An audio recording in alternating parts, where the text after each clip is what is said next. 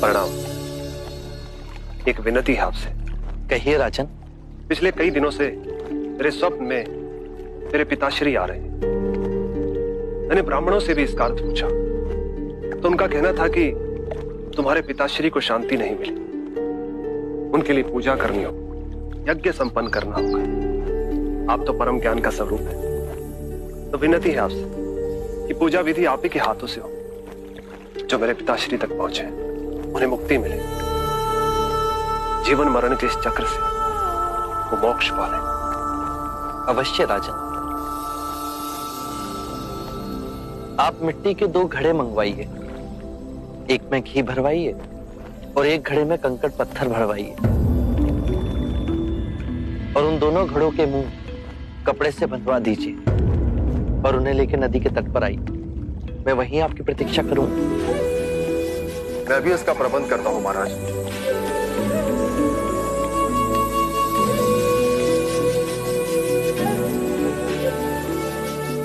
महाराज, अब आप इन दोनों घड़ों को पानी में डाल दीजिए।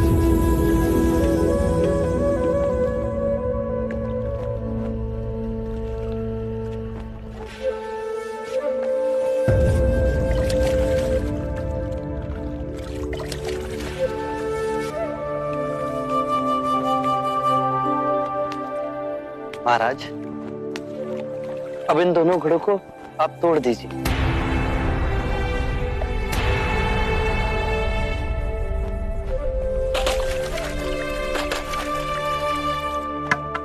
महाराज, अब आप ध्यान से देखिए कि ऊपर उठ पानी पर तैरने लगा।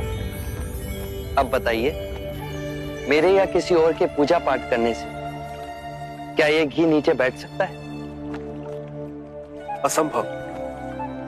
ये तो घी का स्वभाव ही नहीं। सत्य कहा आप। उसी प्रकार किसी भी पूजा पाठ, विधि विधान, कर्म कांड के द्वारा पानी के अंदर डूबे हुए कंकड़ पत्थर क्या ऊपर आ तैर सकते हैं?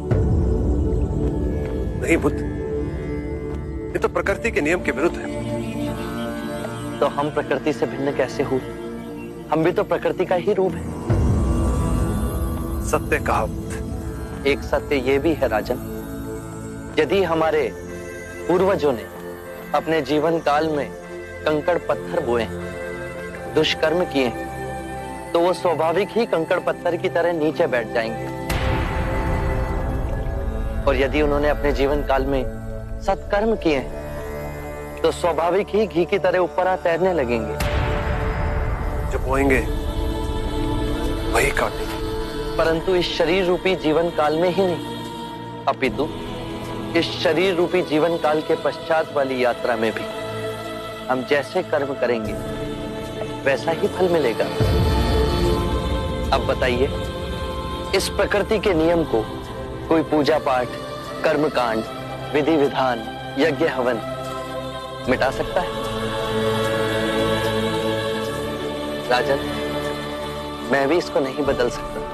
केवल अच्छे कर्म ही मनुष्य की मुक्ति का द्वार खोलेंगे।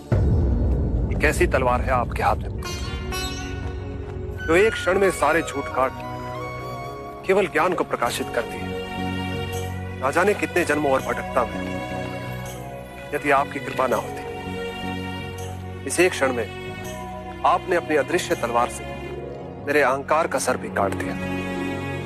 धन्य है प्रभु।